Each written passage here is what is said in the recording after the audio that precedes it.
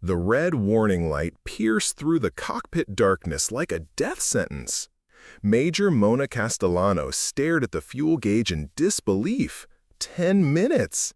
10 minutes of fuel left, and nothing but endless Pacific Ocean stretching in every direction below her F-16 Fighting Falcon.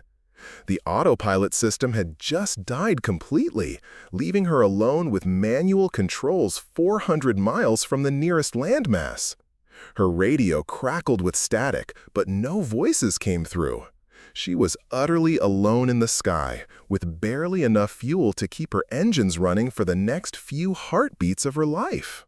Before we jump back in, tell us where you're tuning in from, and if this story touches you, make sure you're subscribed, because tomorrow I've saved something extra special for you.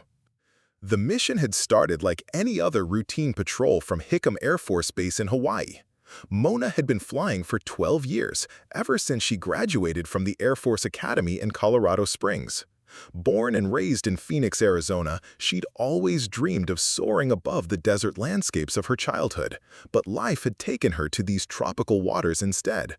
Not that she minded, the Pacific offered its own kind of beauty, especially during sunrise missions when the water turned molten gold beneath her wings.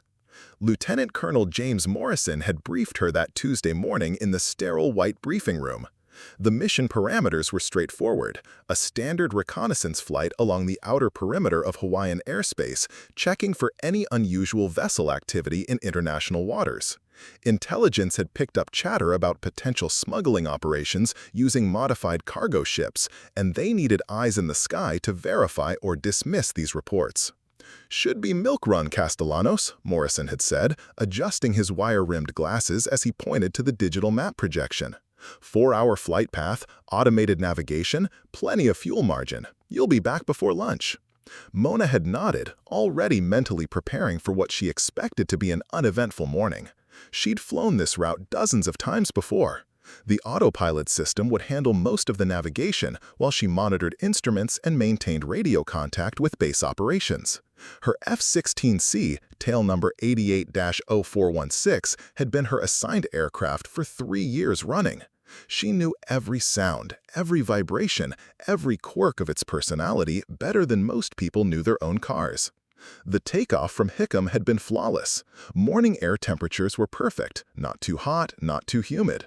Her Pratt & Whitney F-100 engine had roared to life with its familiar deep-throated growl, and she'd lifted off runway 08L with the kind of smooth precision that came from thousands of flight hours. The tower had cleared her for immediate departure to the southwest, vectoring her toward the first waypoint of her patrol route. For the first 90 minutes, everything proceeded exactly as planned. The autopilot engaged seamlessly once she reached cruising altitude of 35,000 feet.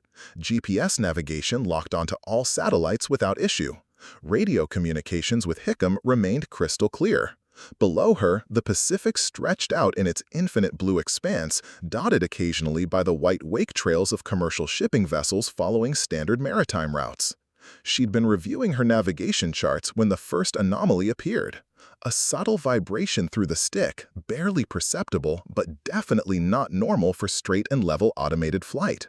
Mona immediately checked her engine parameters: oil pressure, exhaust gas temperature, fuel flow rates.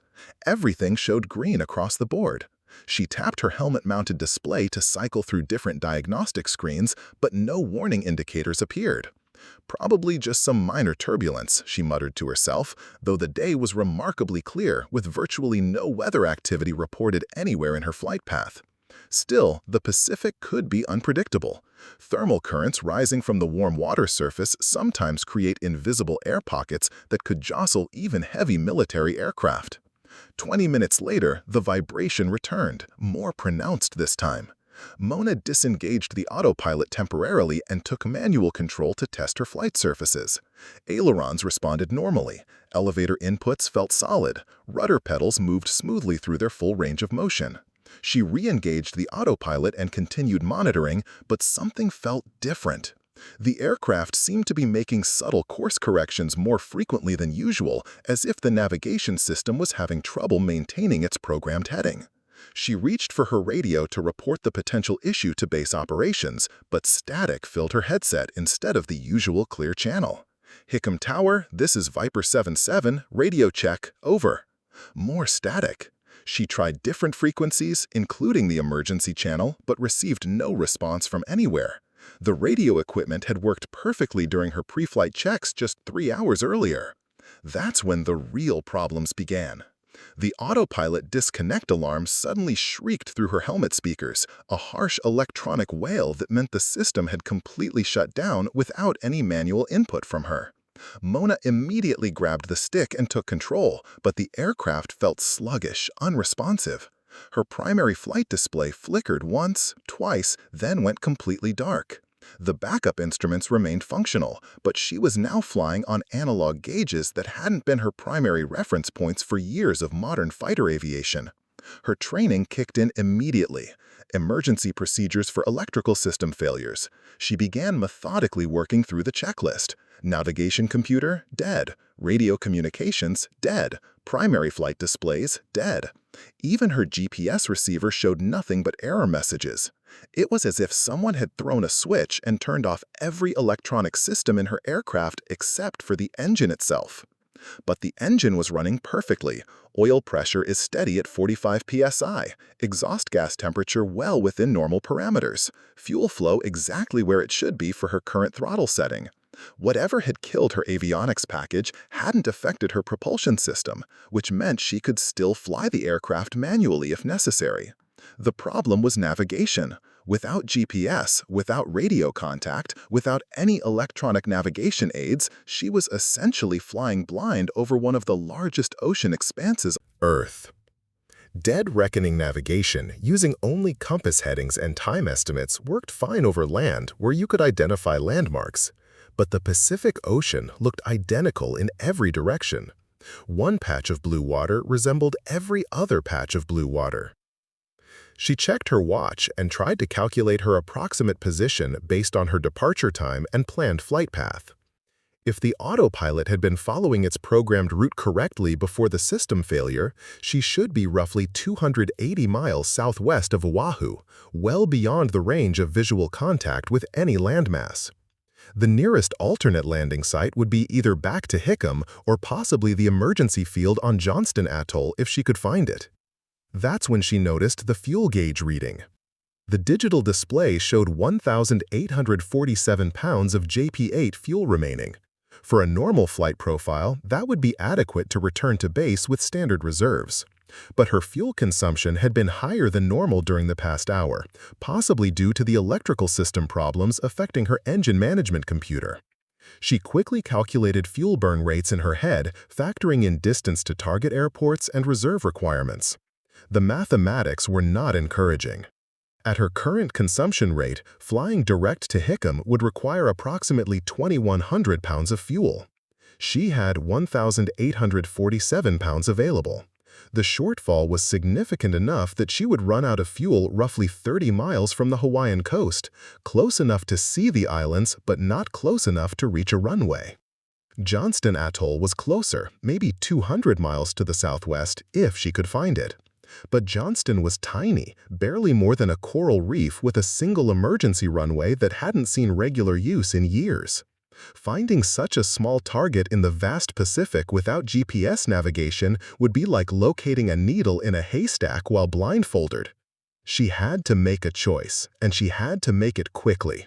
Every minute of delay meant more fuel burned, fewer options available. Return to Hawaii and risk running out of fuel over deep water, or attempt to reach Johnston Atoll and risk missing it entirely in the featureless ocean. Mona chose Hawaii. Better to take her chances with a known target than to gamble everything on finding a speck of land in the middle of nowhere. She banked the F-16 into a smooth right turn, settling onto what she estimated to be a northeast heading based on her magnetic compass. Without GPS confirmation, she couldn't be certain of her exact course, but northeast should eventually take her toward the Hawaiian island chain. The fuel gauge continued its relentless countdown. 1,820 pounds, 1,795 pounds, 1,770 pounds. Each number that disappeared represented another few miles of flight time, another small portion of her margin for error. She reduced power slightly to improve fuel efficiency, trading airspeed for endurance, but there were limits to how much she could slow down without compromising her ability to maintain altitude. Minutes crawled by with agonizing slowness. The Pacific below remained unchanged, an endless blue desert without features or landmarks. No ships appeared on the horizon, no aircraft contrails crossed her path. She was alone in the sky, above one of the most remote regions on Earth, flying toward a destination she couldn't see, with fuel supplies that might or might not last long enough to get her there. 1,650 pounds of fuel, 1,625 pounds, 1,600 pounds. The red warning light on her fuel panel illuminated with 10 minutes of fuel remaining. 10 minutes of fuel left. The warning tone echoed through her helmet with mechanical persistence, counting down the seconds until her Pratt & Whitney engine would flame out completely. Mona silenced the audio alarm but kept her eyes locked on the digital display as it clicked downward. 1,580 pounds, 1,575 pounds, 1,570 pounds.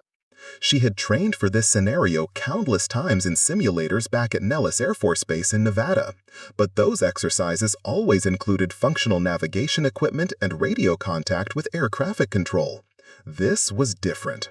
This was flying by instinct and mathematics alone, with no electronic safety net to catch her if she made the wrong calculations. Her compass showed a steady northeast heading, but magnetic compasses could be unreliable at high altitudes over ocean waters. The Pacific's magnetic variations were well documented in her flight manual, but without precise position knowledge, she couldn't apply the correct corrections. She might be flying 5 degrees off course or 15 degrees off course. Over a distance of several hundred miles, even small navigation errors would compound into massive problems. The sun provided her only reliable reference point. It hung in the eastern sky at approximately the right angle for late morning, which meant her current heading should indeed be taking her toward the Hawaiian island chain. But should wasn't good enough when fuel ran out in 9 minutes. 1,520 pounds remaining. Mona began shedding every ounce of unnecessary weight and drag. She jettisoned her external fuel tanks, though they were already empty. She retracted her landing gear completely and double-checked that all external panels were sealed tight. Every small reduction in aerodynamic drag would extend her range by precious yards.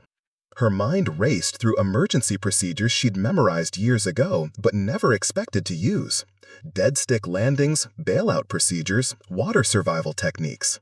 The Pacific Ocean temperature in this region averaged around 78 degrees Fahrenheit, warm enough to survive for hours if necessary, assuming she could successfully eject and deploy her survival equipment. But ejection was a last resort.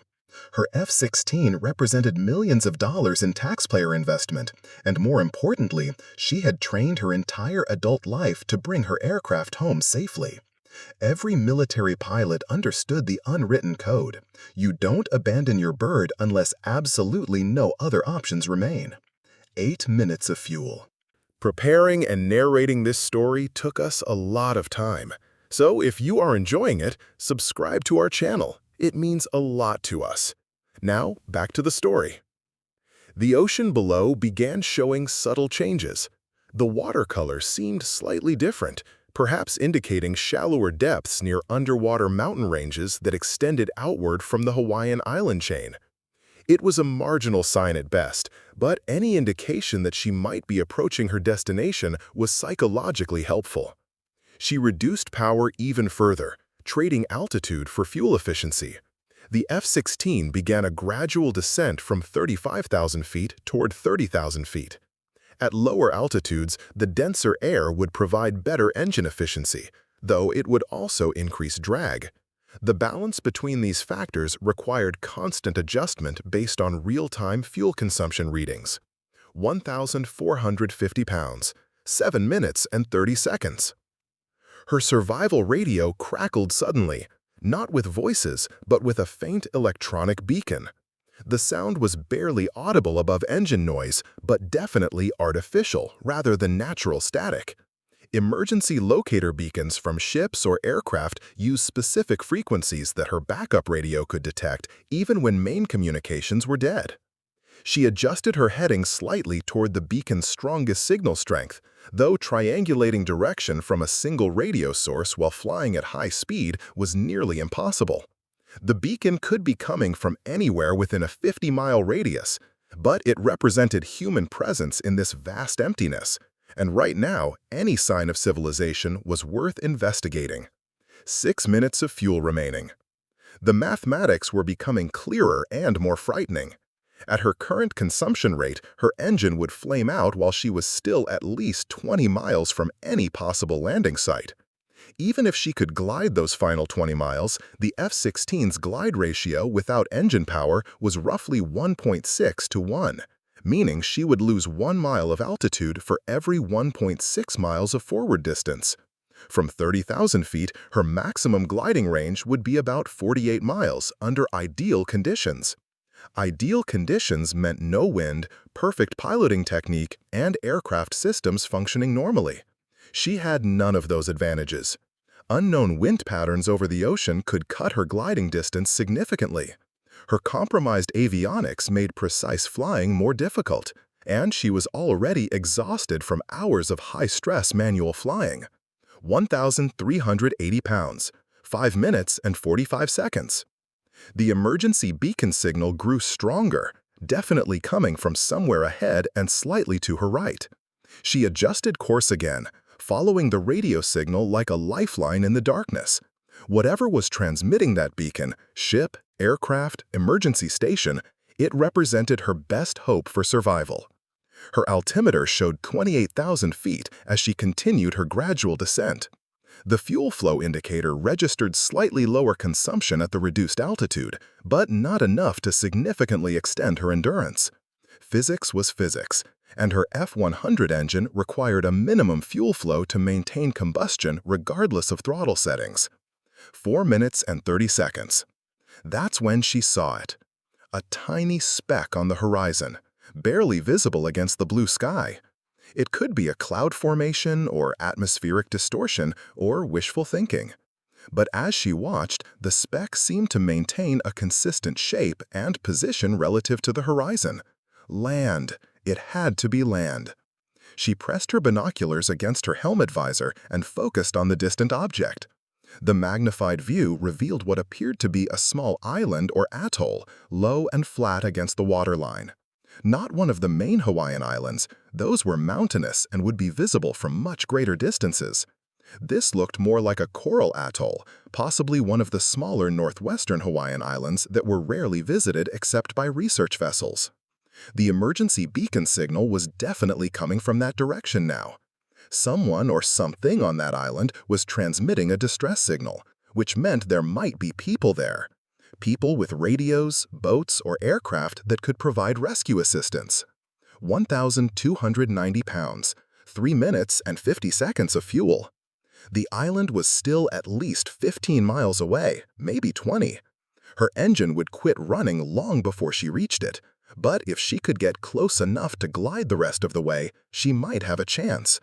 The question was whether her fuel will last long enough to cover the distance gap. She pushed her throttles forward slightly, trading fuel efficiency for speed. Every second counts now.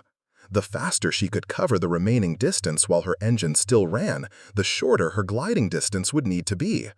It was a calculated risk. Higher power settings burn fuel faster, but they also cover ground faster. 2 minutes and 40 seconds. The island details became clearer as she approached. Definitely a coral atoll, roughly oval-shaped with what appeared to be a lagoon in the center. She could make out structures on the northern end, possibly buildings or maybe just natural rock formations. But the emergency beacon was transmitting from somewhere down there, which meant human presence.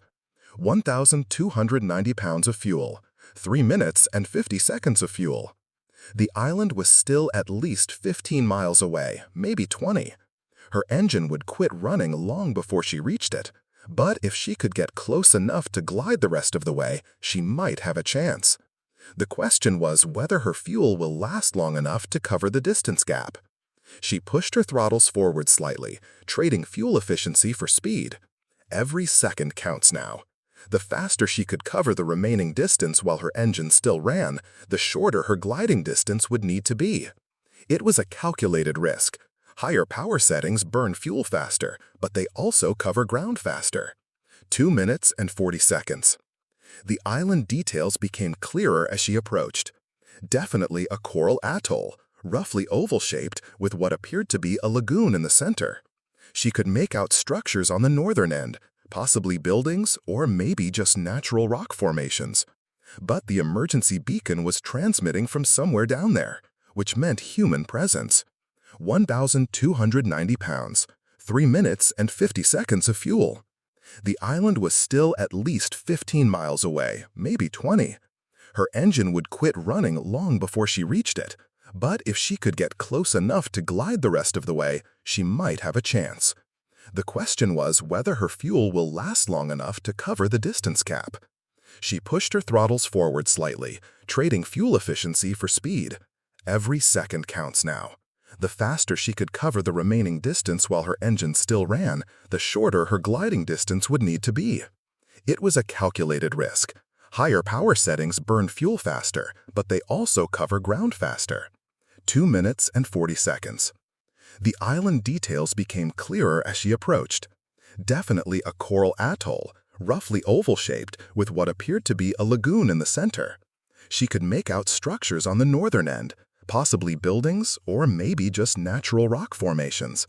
But the emergency beacon was transmitting from somewhere down there, which meant human presence. 1,290 pounds, 3 minutes and 50 seconds of fuel. The island was still at least 15 miles away, maybe 20. Her engine would quit running long before she reached it, but if she could get close enough to glide the rest of the way, she might have a chance. The question was whether her fuel will last long enough to cover the distance gap. She pushed her throttles forward slightly, trading fuel efficiency for speed. Every second counts now. The faster she could cover the remaining distance while her engine still ran, the shorter her gliding distance would need to be. It was a calculated risk. Higher power settings burn fuel faster, but they also cover ground faster. 2 minutes and 40 seconds. The island was now roughly 8 miles away. Still too far for a comfortable gliding approach, but within the theoretical maximum range if everything went perfectly. She had trained for dead-stick landings, though never over ocean water and never on an unknown runway surface. 1,150 pounds, 1 minute and 30 seconds of fuel remaining. That's when her engine coughed. Not a major power loss, just a brief interruption in the smooth turbine whine that indicated fuel starvation was beginning. The engine management computer was probably drawing fuel from the very bottom of her tanks now, where air bubbles and sediment could cause momentary flow disruptions. She had perhaps 60 seconds of reliable power left, followed by an unknown period of intermittent power as her fuel system struggled to deliver the last drops of JP8 to her hungry engine. After that, complete flameout and silent gliding toward whatever fate awaited her on that tiny speck of land in the vast Pacific Ocean. The emergency beacon grew louder in her headset, now clearly audible above engine noise. Someone down there was calling for help, just as she was desperately needing help herself. In less than 90 seconds, she would find out if they could help each other survive. The engine coughed again, this time with a noticeable power drop that made her F-16 shudder slightly. Mona's fuel gauge showed 1,100 pounds remaining, but the inconsistent engine response told the real story. Her fuel system was struggling to maintain steady flow as it scraped the bottom of her tanks. 6 miles to the island, maybe 7. The distance was still too great for a guaranteed gliding approach, but she was rapidly running out of alternatives. Her engine management training from flight school came flooding back. During fuel starvation conditions, pilots could sometimes extend engine operation by manipulating throttle settings and aircraft attitude to help fuel flow toward the pickup points in their tanks. It was a desperate measure that bought minutes at most, but minutes might be enough. She raised the nose slightly, using gravity to force remaining fuel toward the rear of her fuel tanks where the engine feed lines were located. The F-16 climbed sluggishly, trading airspeed for altitude, but the engine smoothed out momentarily. The fuel flow indicators steadied at a more consistent reading. 1,050 pounds, 45 seconds of reliable power, maybe 60 if she was lucky. The island was revealing more details now. She could distinguish individual palm trees along the shoreline. What she had initially thought might be buildings turned out to be a cluster of temporary structures, possibly research station facilities or emergency shelters. More importantly, she could see a clear stretch of beach on the southern end that might be long enough and flat enough for an emergency landing. Beach landings were possible in F-16s, though extremely dangerous. The landing gear is designed for prepared runway surfaces, not sand. The tricycle gear configuration would likely dig into soft sand and flip the aircraft nose first. Her only realistic option would be a belly landing with the gear retracted, sliding the aircraft along the beach until friction brought it to a stop. If she could reach the beach at all. 4 miles from the island. Her engine was running on fumes now, literally. The fuel gauge showed 980 pounds, but that reading was increasingly meaningless as air bubbles and vapor entered her fuel lines. Modern fighter aircraft engines were remarkably efficient, but they required a continuous flow of liquid fuel to maintain combustion. Once that flow became interrupted by vapor pockets, engine failure was inevitable. She began configuring the aircraft for the approach. Flaps remained retracted. Extending them would create drag she couldn't afford. Landing gear stayed up for the belly landing. Canopy remained closed to protect her from debris during the slide across the beach. Emergency power unit armed and ready to provide backup electrical power when the main engine quit. 3 miles out. The beach looked promising. Roughly 2,000 feet of hard-packed sand between the tree line and the water's edge. More than enough length for a belly landing if she could maintain proper approach speed and angle. Too fast and she would overshoot into the trees. Too slow and she would stall short of the beach into the surf. Her engine hiccuped twice in rapid succession, then caught again. The fuel flow indicator flickered between normal readings and 0. She was flying on borrowed time now, with each heartbeat potentially being her engine's last. 850 pounds of fuel. The number was academic at this point. 2 miles from the beach. She could see people moving around the temporary structures, small figures that stopped and pointed skyward as they noticed her approaching aircraft. The emergency beacon was definitely coming from their location, which meant they were in some kind of distress themselves. Her arrival might be the answer to their prayers, just as their island was the answer to hers. If she could stick the landing. 1 mile out. Time to commit to the approach. Mona lowered the nose and began a controlled descent toward the beach, targeting a touchdown point roughly 500 feet inland from the water's edge. That would give her maximum rollout distance while keeping her away from the unpredictable surf zone where sand conditions might be softer.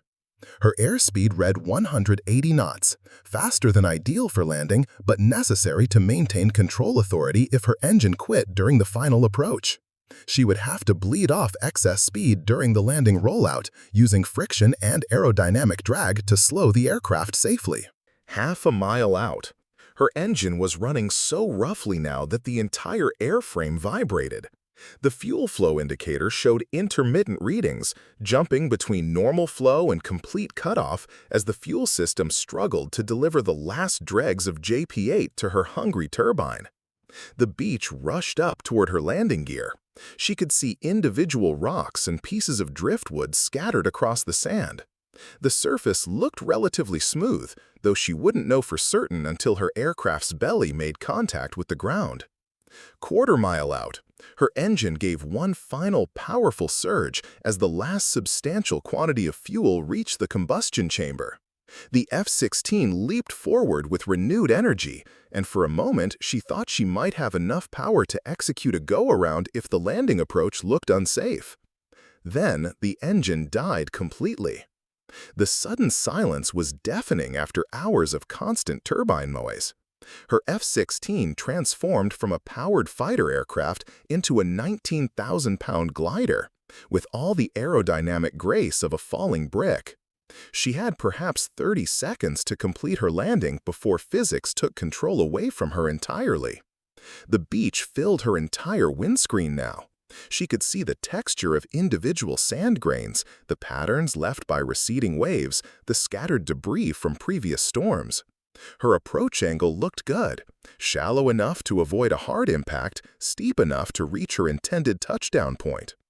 200 feet above the sand, her airspeed had dropped to 160 knots, still fast but manageable. The aircraft felt stable despite the dead engine. Her backup power systems were providing electrical power to her essential flight instruments, giving her the information she needed to control the final approach. 100 feet. She could see people running away from the structures, taking cover in case her landing went wrong. Smart move. Military aircraft accidents tended to involve explosions, fire, and flying debris. Even a successful emergency landing could be dangerous for bystanders. 50 feet. Time to flare the aircraft, raising the nose slightly to reduce her descent rate and touchdown speed. Too much flare would cause a stall. Too little would result in a hard impact that could break the aircraft's back or cause it to bounce uncontrollably. 20 feet. The beach was rushing past below her at 140 knots. Her aircraft's shadow raced ahead of her across the sand, growing larger and more distinct as she approached touchdown. 10 feet. Perfect approach angle, perfect airspeed, perfect alignment with the beach centerline. 5 feet. She pulled back slightly on the stick, flaring just enough to cushion the impact without bleeding off too much forward momentum. Contact. Her F-16's belly touched down on the hard-packed sand with a grinding screech of metal against the abrasive surface. The aircraft bounced once, came down again harder, then began sliding forward in a shower of sand and sparks. The nose stayed level despite the lack of landing gear support. The wings remained intact despite scraping against scattered debris. She was down. She was alive. She was sliding across an unknown beach on an unknown island at 100 knots with no way to stop except friction and prayer. The aircraft slid for what felt like hours but was probably less than 20 seconds. Sand sprayed up over her canopy, temporarily blinding her view ahead. The grinding noise was tremendous as aluminum scraped against sand and rocks. She could feel the aircraft gradually slowing, the deceleration forces pressing her forward against her shoulder harnesses. 80 knots, 60 knots, 40 knots. The tree line was approaching rapidly, but her speed was dropping fast enough that she might stop short of the vegetation. 20 knots, 10 knots, 5 knots. Stop. Her F-16 came to rest roughly 1,800 feet from her initial touchdown point, pointing slightly sideways but otherwise intact. The engine was silent, the propeller had stopped spinning. Sand covered her canopy windows, but she could see daylight filtering through the gritty coating. She was alive. Her aircraft was damaged but repairable. She had successfully executed one of the most challenging emergency procedures in military aviation, a dead-stick landing on an unprepared surface with zero fuel remaining. Now she had to find out who was transmitting that emergency beacon, and whether they could help her figure out how to get home from this tiny speck of land in the middle of the Pacific Ocean. Mona sat motionless in her cockpit for 30 seconds, processing the fact that she was still breathing. Her hands trembled slightly as adrenaline coursed through her system, the natural aftermath of cheating death by mere minutes and miles. Through the sand-coated canopy, she could see figures approaching cautiously from the temporary structures she had spotted during her approach. She began her post-landing checklist, though it was unlike any she had practiced before. Master arm switch. Safe. Ejection seat. Safed. Emergency power unit. Still running and providing electrical power to her essential systems. Fuel quantity. The gauge now read 0 across all tanks. She had landed with literally nothing left in reserve. The canopy release mechanism functioned normally despite the rough landing. As the transparent aluminum bubble hinged upward, fresh Pacific air rushed into the cockpit, carrying the scent of salt water and tropical vegetation. After hours of breathing recycled air through her oxygen mask, the natural atmosphere felt wonderfully refreshing. 3 people were walking toward her aircraft now, moving carefully across the sand. They appeared to be civilians rather than military personnel. No uniforms, no obvious weapons, no tactical equipment visible. One was a woman with short blonde hair wearing khaki field clothes. The other 2 were men. One tall and lanky with a prominent beard, the other shorter and stockier with what appeared to be scientific equipment slung over his shoulder. Mona unbuckled her harness and climbed out of the cockpit, dropping down onto the sand beside her battered F-16. The aircraft looked worse from outside than it had felt during the landing. Long gouges ran along the belly where rocks had scraped away aluminum skin. Both wingtips showed damage from impact with debris. The air intake was packed solid with sand. Her fighter would definitely not be flying anywhere without major repair work. "Holy shit, are you okay?" the blonde woman called out as she approached. Her accent sounded distinctly American, possibly from somewhere in the Midwest. "We saw you coming in with no engine noise, thought for sure you were going to crash into the trees." "I'm fine," Mona replied, pulling off her helmet and running fingers through her sweat-dampened hair. "Major Mona Castellanos, United States Air Force. I experienced complete avionics failure and fuel exhaustion about 40 miles northeast of here. Your emergency beacon guided me to this location." The tall, bearded man reached them first, extending his hand in greeting. "Dr. Marcus Sullivan, Marine Biology Research Team from University of California, San Diego. This is Dr. Emily Chen from the same program, and Roberto Martinez, our equipment specialist. We've been stranded here for 6 days." Stranded? That explained the emergency beacon transmission. "What happened to your transportation?" Dr. Chen stepped forward, gesturing toward the lagoon on the far side of the island. "Research vessel engine failure. Our captain tried to repair it, but we need parts that aren't available out here. We've been broadcasting SOS signals hoping someone would hear us, but this area doesn't get much air traffic." Roberto was examining her aircraft with professional interest. "Man, you really scraped the hell out of this thing. What kind of fighter is this? F-16? F-16C Block 50, Mona confirmed. "And yes, belly landings tend to be hard on the airframe. But it got me here alive, which is what matters." She looked around the small island, trying to assess their situation. "How big is this place? Do you have communication equipment?" "The atoll is roughly 2 miles long and half a mile wide," Dr. Sullivan explained. "We have satellite communication gear, but it was damaged during the storm that disabled our boat. We've been trying to repair it, but we're marine biologists, not electronics technicians." Mona felt a spark of hope. Military pilots received extensive training in electronics and communication systems as part of their technical education. "What kind of damage are we talking about? I might be able to help with repairs." They walked toward the research camp, passing through sparse vegetation that consisted mainly of salt-resistant shrubs and coconut palms.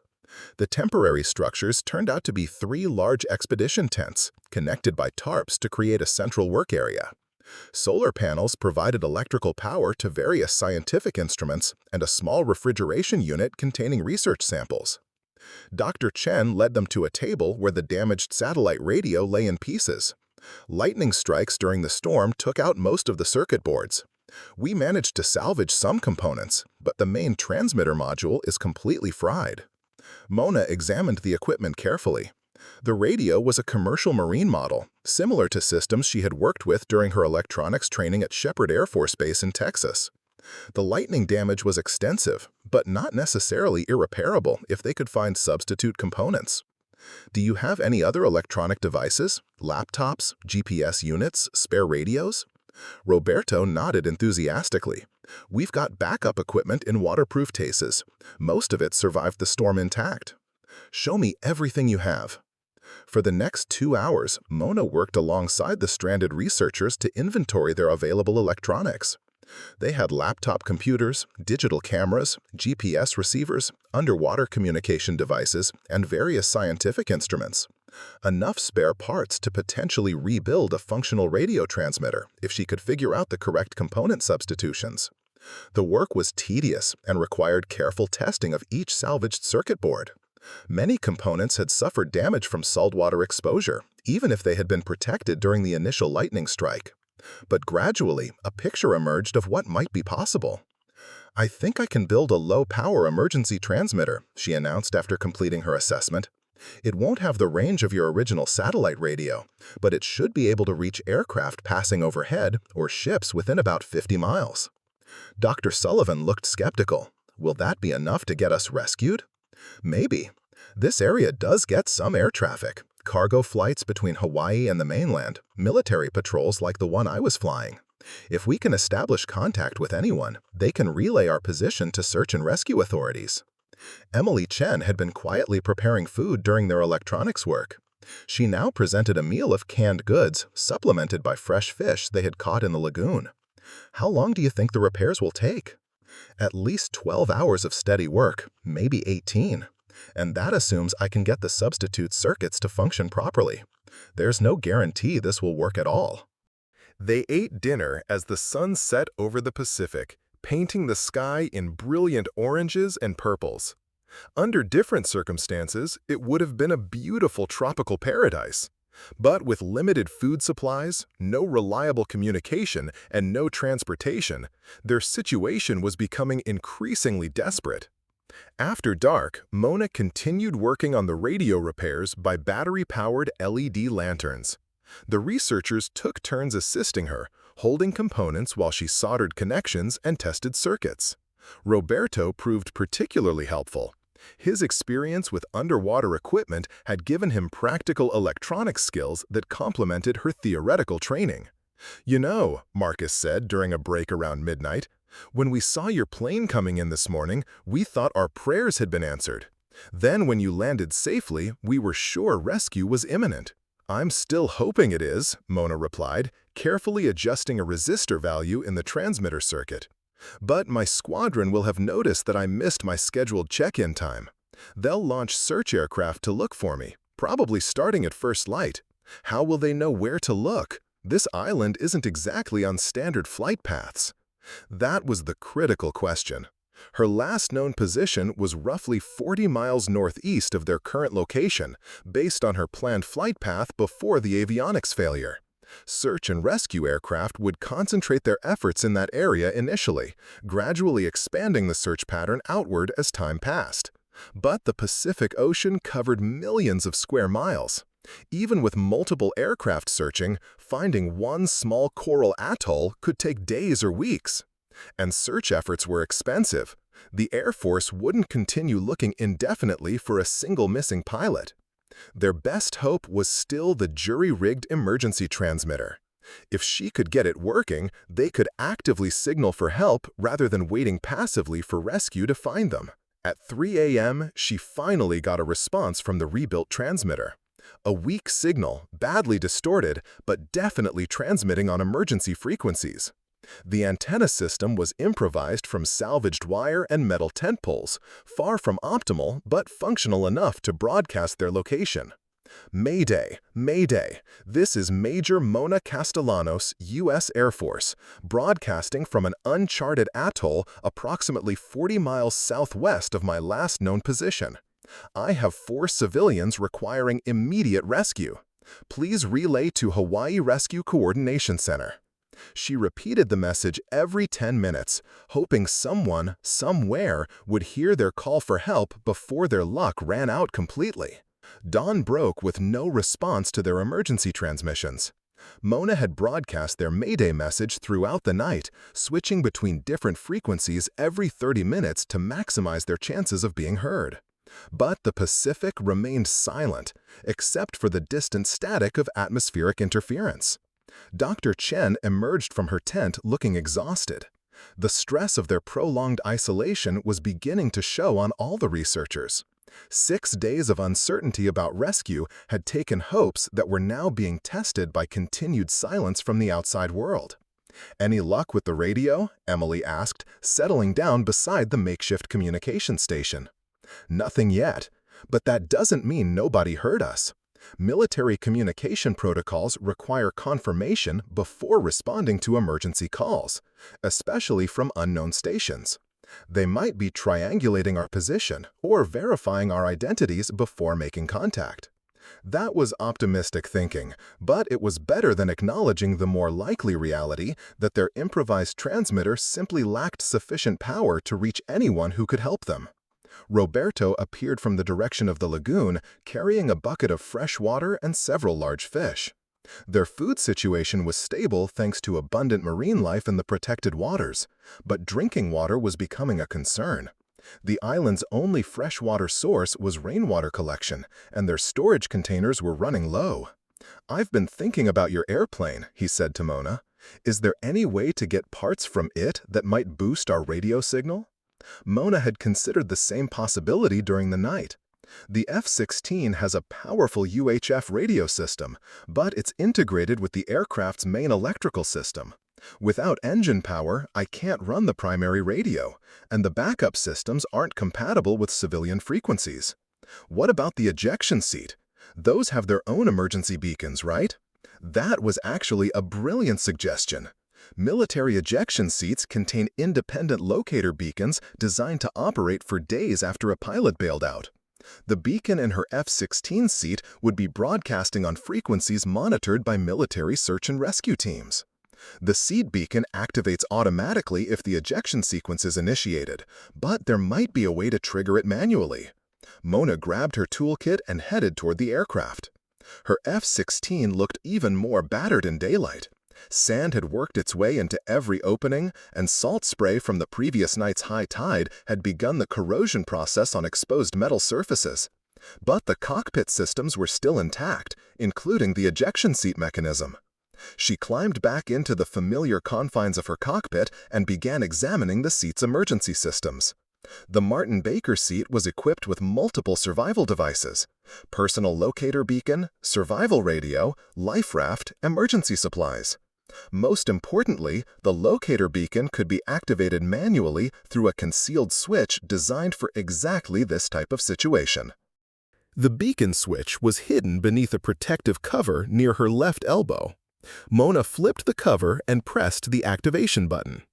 Immediately, a steady electronic tone began emanating from somewhere behind her seat, the distinctive warbling signal of a military emergency locator beacon. Unlike their improvised civilian radio, this beacon transmitted on frequencies specifically monitored by military rescue coordination centers. Every search and rescue aircraft in the Pacific region would be equipped to home in on this signal. The beacon's range was limited, perhaps 50 miles under ideal conditions, but it was far more likely to be detected than their jerry-rigged transmitter.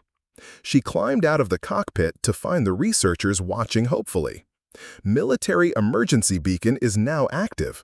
Every rescue aircraft in this part of the Pacific will be listening for this frequency. Dr. Sullivan looked relieved for the first time since her arrival. How long before someone responds? That depends on whether any search aircraft are currently airborne in this area. If my squadron has already launched rescue missions to look for me, they should detect the beacon signal within hours. If not, it could take longer. Mona returned to the communication station and resumed broadcasting their Mayday message, now including information about the activated military beacon. The combination of civilian emergency radio and military locator beacon gave them the best possible chance of establishing contact with rescue authorities. At 10:30 a.m., their persistence was rewarded. Station broadcasting Mayday, this is Coast Guard Rescue Aircraft Alpha 729. We copy your emergency transmission. Identify your position relative to known landmarks. Mona grabbed the microphone with trembling hands. After nearly 18 hours of unanswered calls, hearing another human voice felt like a miracle. Alpha 729, this is Major Mona Castellanos, U.S. Air Force. We are located on a small coral atoll approximately 40 miles southwest of my last known position during yesterday's patrol mission. I have 4 civilians requiring immediate rescue. Copy that, Major Castellanos. We have been searching for your aircraft since you missed your scheduled check-in. Can you provide a more precise position fix? That was the challenge. Without functional GPS equipment, determining their exact coordinates was nearly impossible. Negative on precise coordinates. The island is roughly 2 miles long, half a mile wide, with a central lagoon. We have an active military locator beacon transmitting from my aircraft. Roger, we're equipped to home in on your beacon signal. Estimate arrival at your position in approximately 90 minutes. Are there any injuries requiring immediate medical attention? Mona looked around at the researchers, who were listening intently to the radio conversation. All 4 appeared to be in good health despite their ordeal. Negative on medical emergencies. All personnel are ambulatory and in stable condition. Understood. Stand by for further instructions. The next 90 minutes passed with agonizing slowness. Everyone remained close to the radio, hoping for updates from the approaching rescue aircraft. Mona spent the time gathering her personal equipment and preparing her F-16 for possible salvage operations. The aircraft was too damaged to fly, but it contained valuable military hardware that couldn't be abandoned on a remote island. At precisely 12 p.m., they heard the distant drone of aircraft engines approaching from the northeast. Within minutes, a Coast Guard HC-130 Hercules appeared on the horizon, its distinctive orange and white markings clearly visible against the blue sky. The aircraft circled their island twice, obviously confirming their location and assessing the situation. Mona used her signal mirror to flash reflected sunlight toward the circling plane, providing additional visual confirmation of their position. Major Castellanos, this is Alpha 729. We have you in sight and are preparing to deploy rescue swimmers. Is the beach area suitable for helicopter operations? Mona surveyed the sandy area where she had landed her F-16. The surface was relatively flat and clear of obstacles, with sufficient space for a helicopter to land safely. Affirmative. The southern beach area is suitable for helicopter landing. Wind is light and variable from the southeast. Copy that. We're vectoring a rescue helicopter to your position. ETA approximately 20 minutes. 20 minutes later, an orange and white Coast Guard HH-60 Dolphin helicopter appeared over the horizon, flying low and fast toward their island. The distinctive whop-whop-whop of rotor blades grew louder as the aircraft approached the beach area. The helicopter pilot executed a perfect landing on the hard-packed sand, well clear of Mona's damaged F-16. 2 rescue swimmers jumped out, followed by a flight medic carrying emergency medical equipment. Major Castellanos? One of the swimmers called out. That's me, Mona replied, walking toward the helicopter with the 4 researchers following close behind. Outstanding job getting everyone down safely, ma'am. Are you ready for extraction? Mona looked back at her battered F-16, sitting alone on the sand where it had carried her to safety through the most challenging flight of her career. The aircraft would eventually be recovered by a military salvage team, but for now, it would remain on this remote island as a monument to successful emergency procedures and pilot training. Roger that, she said, climbing aboard the rescue helicopter. Let's go home. As the helicopter lifted off from the beach, Mona watched their temporary island shrink away beneath them. In less than 24 hours, she had experienced complete system failure, navigated across hundreds of miles of open ocean, executed a dead-stick landing, repaired emergency communication equipment, and successfully coordinated their rescue. But most importantly, everyone was going home alive. The Coast Guard helicopter touched down at Hickam Air Force Base 45 minutes later, where a crowd of military personnel and medical staff waited on the tarmac. Mona could see her squadron commander, Lieutenant Colonel Morrison, standing beside an ambulance with his arms crossed and a mixture of relief and concern etched across his face. As soon as the rotor blades stopped spinning, the medical team rushed forward to evaluate all 5 rescued individuals. Despite their protests that they felt fine, standard protocol required complete medical examinations after any emergency survival situation. Dehydration, exposure, and stress could cause delayed health problems that weren't immediately apparent. Dr. Chen, Dr. Sullivan, and Roberto were transported to Tripler Army Medical Center for observation and treatment. Their 6-day ordeal had left them mildly dehydrated and exhausted, but otherwise in remarkably good condition considering their circumstances. The researchers had done an excellent job managing their limited resources while stranded. Mona underwent a more extensive medical evaluation at the base hospital, where flight surgeons checked for any injuries that might have occurred during her emergency landing or the stress of prolonged emergency flying. Her blood pressure was elevated from adrenaline, and she showed signs of fatigue, but no serious medical issues were detected. You're cleared for duty, but I'm recommending 72 hours of mandatory rest before you return to flight status, the flight surgeon informed her. Your body and mind need time to process what you've been through. While she was being examined, teams of accident investigators were already preparing to travel to the island to examine her F-16 and reconstruct the sequence of events that led to her emergency landing. Every military aircraft incident triggered a thorough investigation to identify potential safety issues and prevent future occurrences. Lieutenant Colonel Morrison met with her in the hospital conference room after her medical clearance. "Walk me through exactly what happened out there, Castellanos. The preliminary reports are saying complete avionics failure, but I want to hear it directly from you." Mona spent the next 2 hours providing a detailed account of her mission, from the initial subtle vibrations through the final emergency landing. Morrison took careful notes, occasionally asking for clarification about specific system failures or her decision-making process during critical moments. "You made the right call at every decision point," he concluded. "Dead-stick landing on an unknown beach with zero fuel remaining, that's textbook emergency flying. The accident investigation team will want to interview you extensively, but from a command perspective, you handled an impossible situation perfectly." The praise felt good, but Mona was more interested in understanding what had caused her aircraft systems to fail so completely. "Any preliminary theories about what went wrong with the avionics?" "Too early to say definitively. The initial suspicion is electromagnetic pulse damage, possibly from a solar flare or atmospheric electrical activity. The timing coincides with some unusual space weather reported by NOAA, but we won't know for certain until the investigators examine your aircraft." Solar flares. Mona had learned about space weather effects during her Air Force Academy education, but she had never considered them a practical threat to military operations. Apparently, the sun's magnetic activity could interfere with electronic systems in ways that traditional shielding couldn't prevent. "What's the timeline for aircraft recovery?" "A salvage team is being assembled now.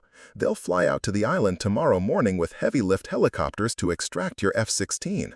The airframe damage looks repairable, so there's a good chance your bird will fly again once we replace the belly panels and clean out all that sand." That evening, Mona was released from the hospital and returned to her quarters on base. Her small apartment felt luxurious after spending a night on a remote island with minimal shelter.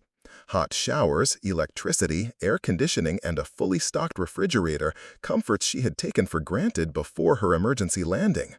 But sleep didn't come easily. Every time she closed her eyes, she relived those final minutes before her engine quit, the desperate search for a landing site, the uncertainty of whether she would survive the belly landing. The adrenaline had worn off, leaving behind a strange mixture of exhaustion and restless energy. Around midnight, her phone rang. The caller ID showed an unfamiliar number with a California area code. "Major Castellanos, this is Dr. Emily Chen. I hope I'm not calling too late." "Dr. Chen, no problem at all. I couldn't sleep anyway. How are you feeling?" "Much better after a real meal and some IV fluids. I wanted to thank you for everything you did for us on the island. Without your electronics expertise, we might still be there, transmitting Mayday calls that nobody could hear." Mona appreciated the gratitude, but felt compelled to be honest. "I was just trying to save my own skin along with everyone else's. Your emergency beacon is what guided me to the island in the first place. We helped each other." That's exactly why I'm calling. My research team is writing a report about our experience for the university, and we'd like to include information about your emergency landing and rescue coordination efforts. Would you be willing to participate in some interviews? The request intrigued her. Military pilots rarely had opportunities to share their experiences with civilian audiences, and the story of their collaboration might be valuable for both aviation safety and emergency preparedness education. I'd be interested, but I'll need to get approval from my chain of command. Military personnel have restrictions about public communications, especially regarding aircraft incidents that are still under investigation. Of course, we're not in any hurry. Our research was supposed to continue for another 3 weeks, so we have time to work out the details. They talked for another 20 minutes about the technical aspects of their emergency radio repairs and the psychological challenges of survival in an isolated environment. Dr. Chen's academic perspective on their situation provided interesting insights that Mona hadn't considered during the crisis. The next morning brought a steady stream of interviews with accident investigators, safety officers, and command personnel. Each group asked essentially the same questions about her aircraft system failures, but from slightly different angles. The repetition was tedious, but Mona understood its importance for identifying any details that might prevent future incidents. The most interesting interview came from a civilian contractor representing the F-16's avionics manufacturer. The company was concerned about the apparent vulnerability of their electronic systems to space weather effects and wanted detailed information about exactly how the failures had manifested. The pattern of system failures you described is consistent with electromagnetic pulse damage, the contractor explained. But our equipment is supposed to be hardened against those effects. If solar activity can cause this type of comprehensive failure, we need to upgrade our shielding specifications. By afternoon, preliminary reports were coming back from the salvage team on the island. Her F-16 had been successfully extracted and was being transported back to Hickam for detailed inspection. The initial assessment confirmed that the airframe was repairable, though the electronic systems would require complete replacement. More importantly, the investigators had recovered the aircraft's data recording systems, which would provide objective information about exactly what had happened to her avionics during the flight. Modern military aircraft recorded hundreds of parameters continuously, creating a comprehensive record of system performance that could be analyzed to understand failure mechanisms. We should have preliminary data analysis results within 48 hours, the lead investigator informed her. Your aircraft's recorders captured everything from engine parameters to individual circuit board voltages. If there was electromagnetic interference, we'll be able to see exactly how it affected each system. That evening, Mona finally felt ready to process the emotional impact of her experience. She had faced death over the Pacific Ocean, made split-second decisions under extreme pressure, and successfully saved not only her own life but the lives of 4 stranded civilians. The technical aspects of her emergency landing were impressive, but the human elements were equally significant. She thought about the trust the researchers had placed in her electronic skills despite having known her for less than 24 hours. She thought about the collaboration required to jury-rig an emergency radio from salvaged components. Most of all, she thought about the reminder that even the most advanced technology could fail without warning, leaving human judgment and adaptability as the ultimate safety systems. Her phone buzzed with a text message from Roberto Martinez. "Saw the news report about our rescue. You're famous now. Thanks again for getting us home." Famous wasn't exactly what she had been aiming for, but if their story helped people understand the importance of emergency preparedness and teamwork, that would make the attention worthwhile. 3 weeks later, the official accident investigation report confirmed what the investigators had suspected from the beginning. A massive solar flare had occurred at precisely 09:42 a.m. Hawaiian time on the day of Mona's mission, creating an electromagnetic pulse strong enough to overwhelm the shielding on her F-16's electronic systems. The pulse had lasted only seconds, but it was sufficient to cause cascading failures throughout her avionics suite. "The good news is that this type of space weather event is relatively rare," explained Captain Sarah Hendricks, the lead accident investigator, during the final briefing. "The bad news is that our current electronic systems are more vulnerable to electromagnetic interference than we previously realized." The investigation had revealed disturbing information about military aviation's dependence on electronic systems. Modern fighter aircraft contain hundreds of computer processors that control everything from navigation to engine management. When those systems fail simultaneously, pilots were left with 1960s-era backup instruments and their own skill to survive. Recommendations from this incident include upgraded electromagnetic shielding for all F-16 variants, mandatory training in analog instrument flying for all fighter pilots, and development of hardened backup systems that can function independently of the primary avionics, Captain Hendricks continued. Major Castellanos' successful emergency landing probably saved the Air Force millions of dollars in aircraft replacement costs, not to mention 4 civilian lives.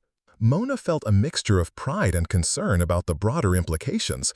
Her experience had exposed a significant vulnerability in military aviation that could affect thousands of aircraft And pilots. The recommended fixes would take years to implement and would cost enormous amounts of money. But there was also positive news. Her F-16 had been successfully repaired and returned to flight status. The new avionics package included upgraded electromagnetic shielding that should prevent similar failures in the future. More importantly, maintenance crews had learned valuable lessons about system redundancy and backup procedures. Dr. Chen's research team had completed their academic paper about the incident, with Mona's full participation after receiving approval from Air Force Public Affairs. The paper focused on human factors in emergency situations, how people from different backgrounds could collaborate effectively under extreme stress to solve complex technical problems. The interesting finding is that your military training and our scientific background complemented each other perfectly, Dr. Chen explained during their final interview. You provided systematic problem-solving approaches and emergency leadership, while we contributed specialized knowledge about electronics and improvised engineering. Neither group could have succeeded alone. The academic paper had attracted attention from emergency management organizations worldwide. Mona had received invitations to speak at conferences about aviation safety, emergency preparedness, and crisis leadership. The speaking opportunities were exciting, but they also represented a significant shift from her normal duties as a fighter pilot. Lieutenant Colonel Morrison had offered her a choice of assignments for her next tour of duty. She could remain with her current squadron and continue flying combat missions, or she could transfer to the Air Force Safety Center, where she would investigate aircraft accidents and develop improved emergency procedures. Your experience makes you uniquely qualified to help other pilots survive similar situations, Morrison had told her. The Safety Center assignment would mean less flying, but potentially more impact on aviation safety across the entire Air Force. It was a difficult decision. Flying had been her passion since childhood, and giving up regular flight duties felt like abandoning her primary identity as a pilot. But the investigation work would allow her to help prevent future accidents and improve survival rates when emergencies did occur. Meanwhile, Roberto Martinez had taken a job with an aerospace company developing emergency communication equipment for military aircraft. His experience jury-rigging radios from salvaged components had led to several patent applications for simplified emergency transmitters that could be assembled quickly in survival situations. You never know when technical skills are going to save your life, he had told her during a recent phone conversation. Our experience on that island changed my perspective about the importance of backup systems and emergency preparedness. Dr. Sullivan's marine biology research had been disrupted by their unplanned week on the Coral Atoll, but he had managed to salvage most of their scientific data. Ironically, the storm that had stranded them had also created unique research opportunities by exposing parts of the reef that were normally underwater. Nature has a way of turning disasters into opportunities, he had observed. Our forced stay on the island allowed us to study ecological systems that we never would have seen under normal circumstances. The island itself had returned to its normal state of uninhabited isolation. The temporary research station had been dismantled, and the only remaining evidence of their stay was the long scar in the sand where Mona's F-16 had skidded to a stop. Even that would eventually be erased, leaving no trace of the drama that had unfolded there. But the impact of their experience continued to ripple outward in unexpected ways. The Air Force had incorporated lessons from Mona's emergency landing into survival training programs for all military pilots. Emergency procedures that had previously been considered theoretical exercises were now taught with new emphasis on practical application under stress. Aviation manufacturers were redesigning electronic systems to provide better protection against electromagnetic interference. Emergency communication protocols were being updated to improve coordination between military and civilian rescue assets. Even civilian aviation authorities were reviewing their procedures for handling aircraft with complete communication failures. 6 months after the incident, Mona made her decision about the Safety Center assignment. She would accept the transfer, but with the condition that she could maintain flight status and continue flying regularly. The compromise would allow her to contribute to aviation safety research while preserving her identity as an active pilot. I realized that my experience over the Pacific wasn't just about surviving one emergency, she explained to Morrison during their final meeting. It was about learning lessons that could help other people survive future emergencies. That's worth changing career paths for. Her first assignment at the Safety Center involved developing new training protocols for electromagnetic pulse scenarios. The work was challenging and rewarding, combining her practical experience with broader research into aviation safety systems. Dr. Chen had invited her to participate in a follow-up research project studying long-term psychological effects of survival situations. The preliminary findings suggested that people who successfully managed extreme emergencies often developed increased confidence and improved problem-solving abilities that benefited them throughout their careers. Your brain essentially rewired itself during those critical hours over the ocean. The neural pathways for handling stress and making decisions under pressure became permanently strengthened. That's why pilots who survive major emergencies often become exceptional instructors and leaders. On the one-year anniversary of her emergency landing, Mona returned to the small coral atoll as part of an Air Force documentary project about aviation safety. Standing on the beach where her F-16 had come to rest, she reflected on how much her life had changed because of those 10 minutes of fuel and 40 miles of ocean. The island looked exactly as it had when she first saw it through her cockpit windscreen, a tiny speck of land in an endless blue expanse. But now she understood that even the most remote and hostile environments could become places of hope and survival when people worked together with skill, determination, and a little bit of luck. Her story had become part of Air Force legend, told to new pilots as an example of how training, preparation, and calm decision-making could overcome seemingly impossible odds.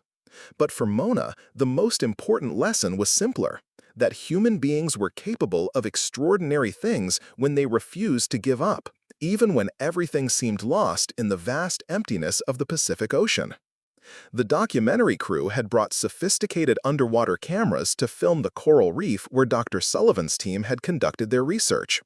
The footage revealed a thriving ecosystem that had been largely undisturbed by human activity, until their week-long emergency residence had inadvertently created the first detailed scientific record of the atoll's marine life. "It's ironic," Dr. Sullivan commented as they watched the underwater footage. "The storm that nearly killed us ended up producing some of the most valuable research data we've ever collected. Sometimes the universe has a strange sense of humor about these things." The reef had recovered completely from their brief presence, but the scientific value of their observations had led to the atoll being designated as a protected marine research area. Future expeditions would be carefully planned and properly equipped, unlike their accidental visit. As they prepared to leave the island, Mona walked once more along the beach where her F-16 had slid to a stop. The sand showed no trace of that dramatic landing, but she could still visualize every detail of those final seconds: the grinding noise of metal against sand, the spray of debris, the gradual deceleration as friction overcame momentum. The documentary director, a civilian contractor named Michael Thompson, had asked her to recreate some of the radio communications from that day for dramatic effect. But Mona had declined, feeling that adding artificial drama would diminish the authentic human story of survival and cooperation. The real drama was in the quiet moments, she had explained, working through the night to repair radio equipment, calculating fuel consumption rates, making split-second decisions with incomplete information. Hollywood-style recreation would miss the point entirely. Instead, the documentary focused on the technical lessons learned and the institutional changes that had resulted from their experience. The electromagnetic pulse vulnerability had been discovered in dozens of other military aircraft types, leading to a comprehensive review of electronic shielding across the entire Defense Department. The costs of the recommended upgrades were substantial, nearly $2 billion over 5 years, to retrofit existing aircraft and implement improved designs for future production. But the alternative was accepting continued vulnerability to space weather events that were becoming more frequent as the solar cycle approached its peak.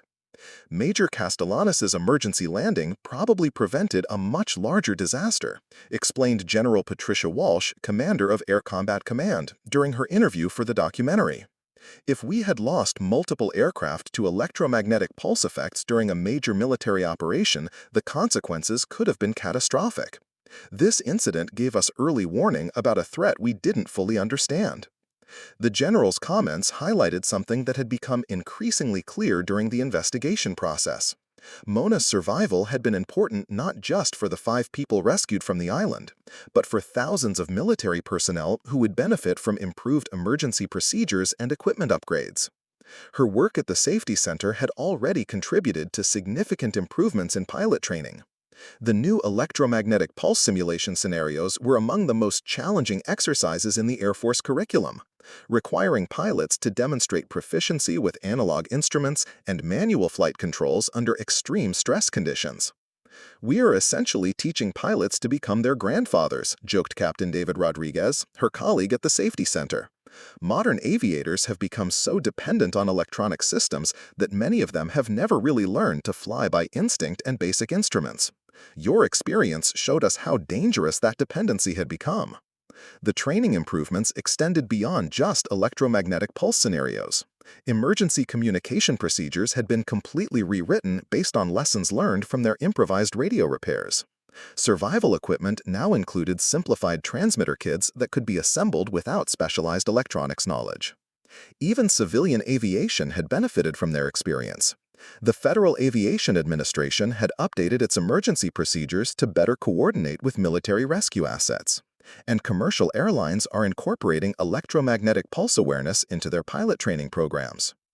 Dr. Chen's follow-up research had revealed fascinating insights about stress response and decision-making under extreme pressure.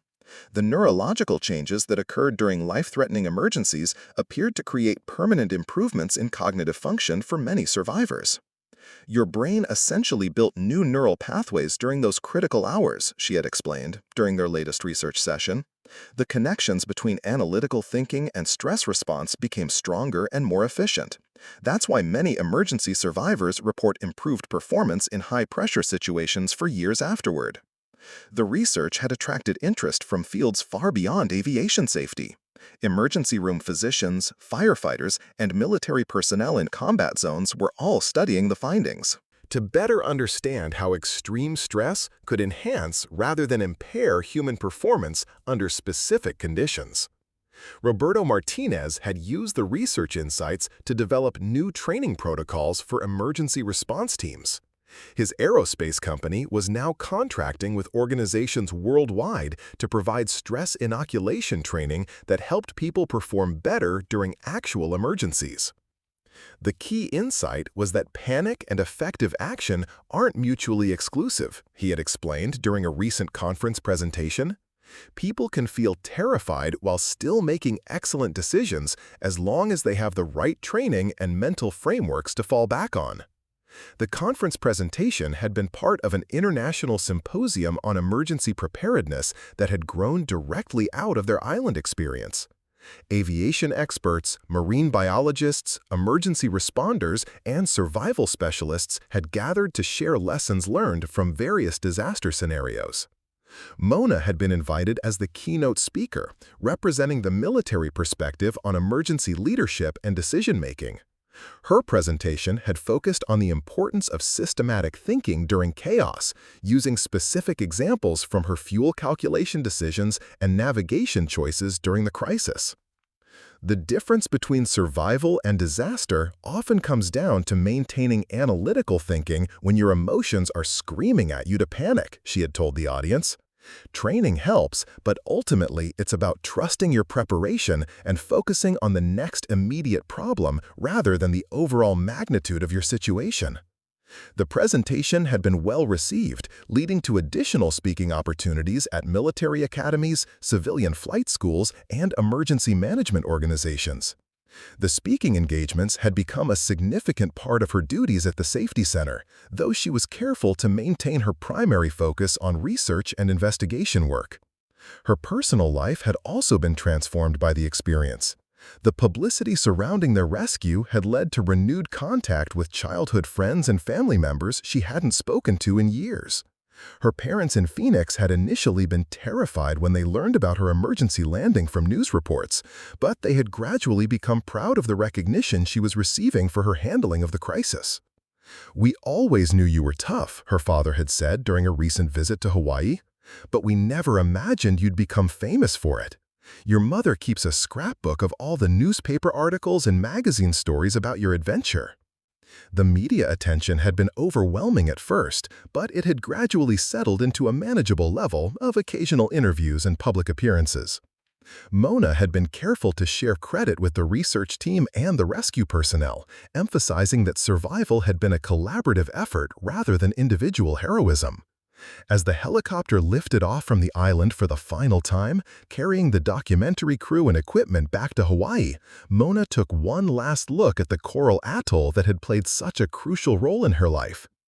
The afternoon sun was painting the lagoon in brilliant shades of turquoise and gold, creating the kind of tropical paradise scene that normally appeared on travel brochures.